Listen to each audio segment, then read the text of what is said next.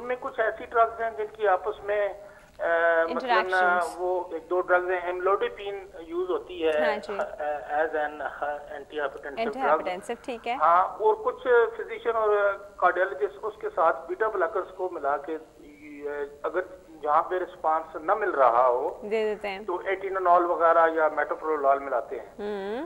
तो amlodipine has got a negative inotropic effect, और beta blockers के भी होते हैं। तो इन दो को मिलाने से कोई एवी ब्लॉक या ऐसे ब्लॉक का खतरा हो सकता है, वैसे तो है लिखा हुआ है, लेकिन मोस्टली मैंने प्रिस्क्रिप्शन ऐसी देखी हैं जहाँ पे बस कैल्शियम चैनल ब्लॉकर जो वेस्कुलर सिलेक्टिव नहीं है, वो हार्ट के ऊपर भी उनका इफेक्ट होता है, उनके साथ बीटा ब्लॉकर्स को मिला के दिया जाता है, which is not recommended actually, but in most of the cases मैंने ऐसी प्रिस्क्रिप्शन देखी है। तो इसके हवाले से लॉन्ग टर्म हार्ट के ऊपर उसके नेगेटिव आइनोट्रोपिक इफेक्ट होते हैं या नहीं होते? ठीक है। अच्छा फिदा साहब, मैं आपसे एक चीज पूछूं? जी जी पूछें। आप करते क्या हैं? मैं एक्चुअली मेडिकल की यूज आप अपने माइंड में रख लें, I am a student of medical as well. You're a student of medicine as well, माशाल्लाह। चले, वो लग रहा है, इसलिए पूछ रही थी। ठीक है जी, चलिए जी, thank you so much for your call. मैं पूछते हैं सर, ये आयोनोट्रोपिक इफेक्ट्स और नेगेटिव इफेक्ट्स और ये दो मेडिसिन कंबाइन करना, बीटा ब्लॉकर, बताइए। फिदा साहब ने बहुत अच्छा सवाल किया, मस्ट कांग्रेचुलेट हैं, बड़ी अच्छी बात कही उन्होंने।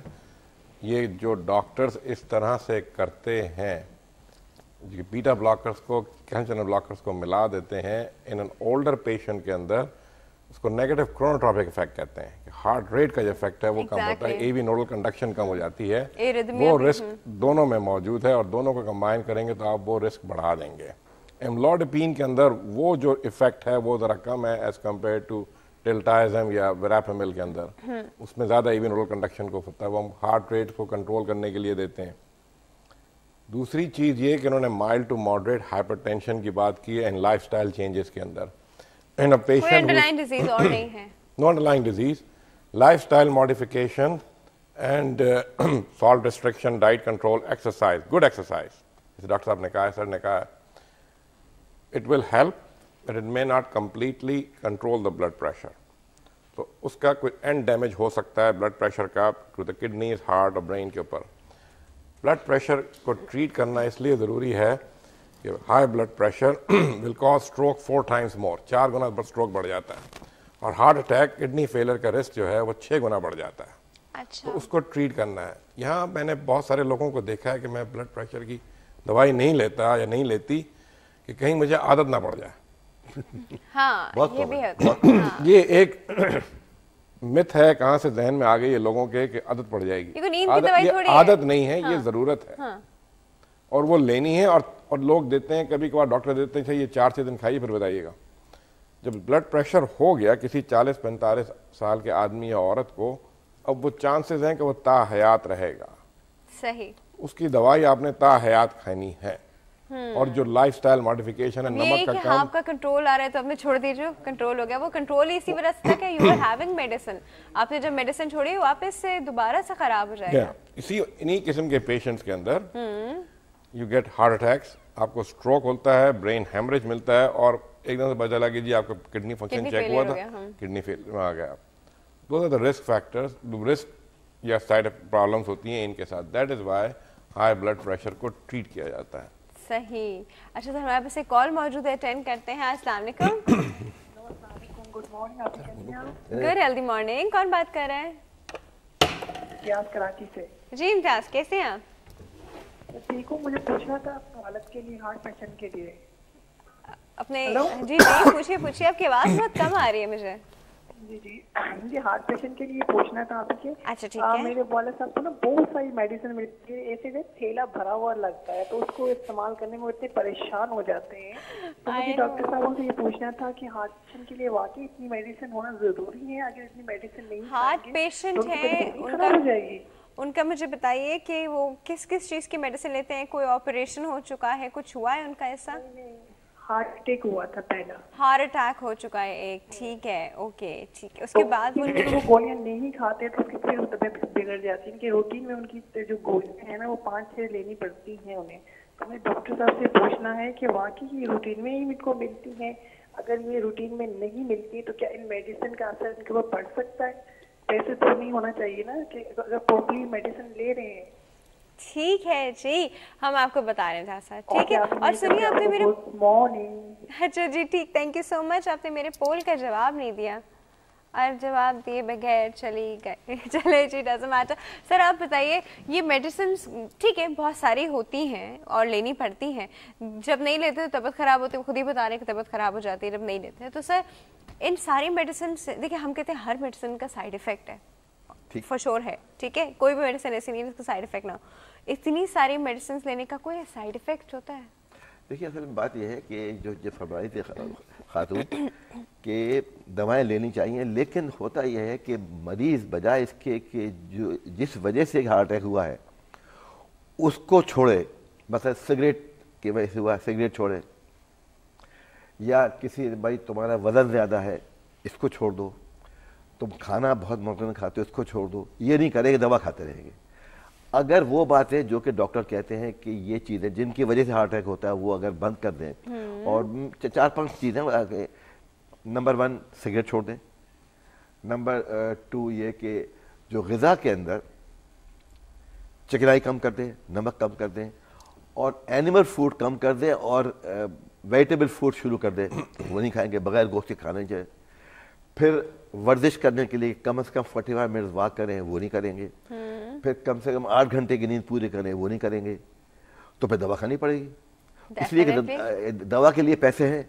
तो दूसरे जो अभी हुआ ना बात के लोग कहते हैं कि दवा नहीं खानी चाहिए, ये इसकी बैकग्राउंड है। किस्सा ये पाकिस्तान से पहले क्योंकि पैसे नहीं थे तो दवाएं नहीं लेने के लिए मुख्तलिफ बहाने होते थे। एक बहाना ये था भाई ज़्यादा दवा नहीं लेनी चाहिए, ये नहीं कहते थे पैसे नहीं है, ये हमारे ध्यान में अभी तक है कि दवा नहीं लेनी चाहिए। उसका रीजन नहीं देखा, लेकिन पूरी हमने कौम के जहन में बैठा हुआ है कि गरम बादी और पता नहीं कौन सी दवाइयां, ये पूरी कौम गरीब थी ना पहले, पाकिस्तान से पहले तो अच्छा एक बात ये थी कि गरीब नहीं कहते थे कि इस वजह से हर महंगी चीज़ के लिए बहाना था। अब मैं तुम्हें बताऊं कि बड़ा आप कह रहे हैं लाइट चीज़ कि पाकिस्तान से पहले बर्फ़ का पानी क्यों नहीं पीना चाहिए, ये थोड़ी कहते थे अब्बा के पैसे नहीं है, क्या कहते हैं बताइए? गला खराब हो जाता है, और इससे भी बेसिक डाइजेशन खराब हो जाता है। अरे बेटे हकीम साहब कहते हैं इसकी तासीर गर्म है। हाँ? अब हम चुप हो गए, पहली बार सुना। अब हम चुप हो गए कि भाई वाह तासीर गर्म है। अब अब्बा ने ये नहीं, देखिए हमारे वालिदैन का बड़ी बड़ी खूबी ये थी कि ऐसा से कमतरी नहीं पैदा होने देते थे। जैसे आजकल है कि हर वक्त रहना, अरे देखा ना बड़े बड़े आदमियों के पास तो इतनी बड़ी गाड़ी है, मेरे पास तो छोटी सी गाड़ी है, कभी नहीं कहते थे ताकि ऐसा से कमतरी ना हो। हाँ। तो हर महंगी चीज के लिए एक बहाना हो जाया करता था, कोई एक ऐसी चीज ले आते थे आप अंडरस्टैंड करने के। हाँ, हाँ, अच्छा इससे ये ना मालूम है कि हम गरीब हैं, हाँ। ये कॉम्प्लेक्स ना हो। तो ये असल में ये हुआ ये है कि अब तो ये कहते थे नहीं भाई बार बार दवा नहीं खानी चाहिए, या ये कि भाई ऐसा करना है कि जो कुदरती दवाएं वो खानी चाहिए। वो अम्मा ने मुलट्ठी खिला दी, ठीक तो खांसी हो जाएगी ठीक। अच्छा ओके, हमारे पास एक कॉल है जी, अटेंड करते हैं। अस्सलाम वालेकुम।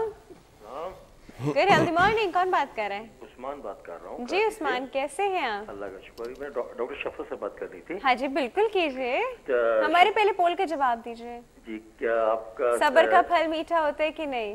बिल्कुल मीठा होता है, बिल्कुल मीठा होता है, बिल्कुल मीठा होता है। ये सब्र का फल वाकई सही बात है, किसी ने कहा, बड़ों ने कहा, लेकिन ये सब बिल्कुल सही बात है। आपने चेक किया? नहीं बिल्कुल चेक मतलब किया है मैंने, ये चेक किया है, बिल्कुल होता है सब्र का तो।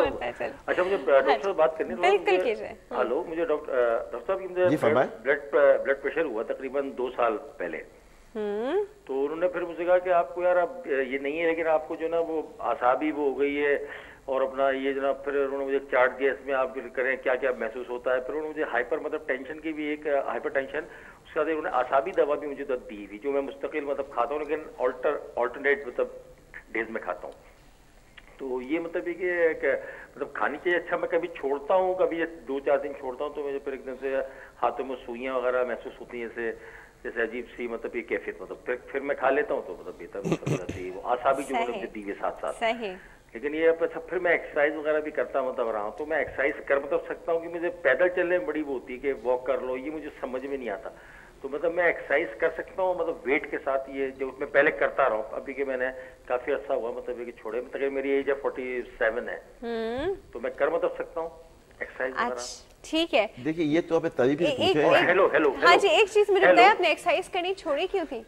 बस वो ज्यादा शादियां हो जाती है, फिर अपना बच्चे, फिर अपने उसमें टाइम ही नहीं मिलता फिर आजकल की लाइफ में। अच्छा, नहीं आप बहुत पहले एक्सरसाइज करते थे? अच्छा हाँ? एक जी मतलब अच्छा, तो मुझे एक और था क्वेश्चन मुझे, क्या ये इसका असर सेक्स पर भी मतलब होता है?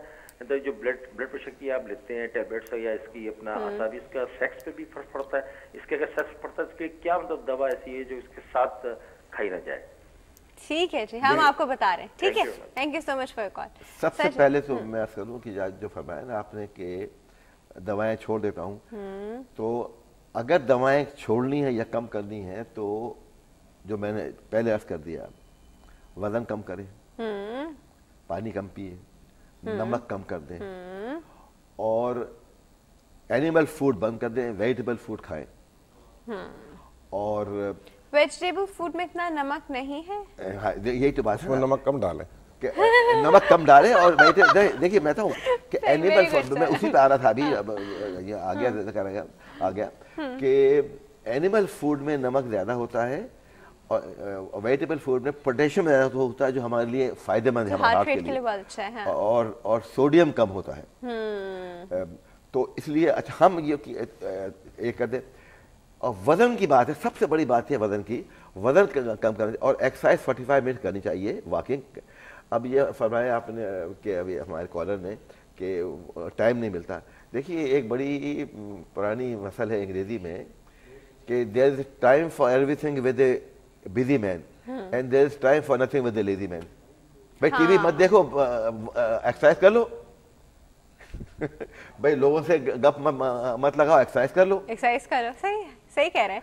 अच्छा सर, ये एक बात हाँ प्लीज, जो वेट लॉस के मुतालिक बात कर रहे थे, ये पहले आई थिंक बॉडी बिल्डिंग करते होंगे। हाँ, मुझे बॉडी बिल्डिंग के अंदर this is called anaerobic exercise, your non using of oxygen. Doctor साहब जिस एक्सरसाइज के ऊपर जोर दे रहे हैं और जो करनी है, that is called cardiac exercise, cardiac fitness के अंदर, जिसमें आप ऑक्सीजन बर्न करते हैं। आप चलते हैं, भागते हैं, खेलते हैं, तो आपका सांस बढ़ता है, आपकी ऑक्सीजन रिक्वायरमेंट बढ़ती है, आपका हार्ट रेट बढ़ता है। It will help lose weight और आपका कार्डियक फिटनेस बढ़ेगी। एनारोबिक एक्सरसाइज के अंदर जिसमें आप वेट ट्रेनिंग करते हैं, उसके अंदर आपका वजन जरूर कम होगा, क्योंकि वो उसमें एक्स्ट्रा कैलोरीज बर्न होती हैं और काफी देर तक बर्न होती रहती हैं। वो जरूर करें, मगर एक्सरसाइज जो अपनी शुरू करनी है वो कार्डियक एक्सरसाइज करनी है। ये सिंपल सी बात है कि जिस एक्सरसाइज में कि आपके पाँव चलें वो फायदेमंद है, और जिसमें पाँव ना चलें वो नुकसानदेह है, वो ब्लड प्रेशर बढ़ाती है। ये जो डंड पेलना ये उठा रहे ना, ये टेंशन की बढ़ा देगी, ब्लड प्रेशर बढ़ाती है। पाँव का इस्तेमाल बहुत जरूरी है। जिस exercise, walking, cycling, bicycling, swimming, जो भी हो रही है, स्विमिंग बहुत, स्विमिंग, एरोबिक्स, ये सारी एक्सरसाइज है। बल्कि इनफैक्ट जितनी एक्सरसाइज है मेजरली उनमें पाँव का मूवमेंट डेफिनेटली। तो अब हम आ रहे थे बात, तीसरी बात जो मैंने की थी वो वेट की मैंने की थी कि वजन की ज़्यादा तीसरी हो गई है कि माशाल्लाह पाकिस्तान बन गया, खुशहाली आ गई है। तो एक तो हमने चलना बंद कर दिया है, और ये बताओ बेटे, पाकिस्तान से पहले दिन में एक मरतबा खाने को कितने % लोगों को मिलता था? कम से कम दिन में एक मरतबा खाने को कितने % लोगों को मिलता था? एक दफा खाने को कितने % लोगों कम से कम, हाँ, कितने % लोगों को मिलता? सर मैं क्या कह सकती हूँ, मैं बताऊं? ये था, मुझे अभी तक याद है कि सुबह निकलता था वर्कर, कोई भी वर्कर है, कारपेंटर है, मेसन है, बड़े का काम करा लिया, किसी ने बिठा लिया, उस दिन उसको 25 पैसे मिले, उस दिन उससे एक वक्त प्याज रोटी खा ली या दाल रोटी खा ली, और महीने में 8-10 रोज मिलती थी इनको मजदूरी सिर्फ। तो रोज खाना नहीं मिलता था पाकिस्तान से पहले लोगों को। और एक बड़ी अंग्रेजी की वो है ना, 2 स्क्वायर मील से किसको मिलता था? अमीर आदमी को। यानी कि oh he is well off, he afford 2 square mile. भाई ये तो अमीर आदमी है, ये तो 2 वक्त खाना खाता है।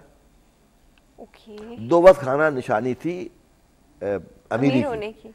और गरीब आदमी एक वक्त खाना खाता था महीने में 8-10 रोज। सर हमारे पास वक्त हुआ एक ब्रेक का, एक छोटे से ब्रेक की तरफ चलने, व्यूअर्स कहीं मिल जाएगा। Will be right back.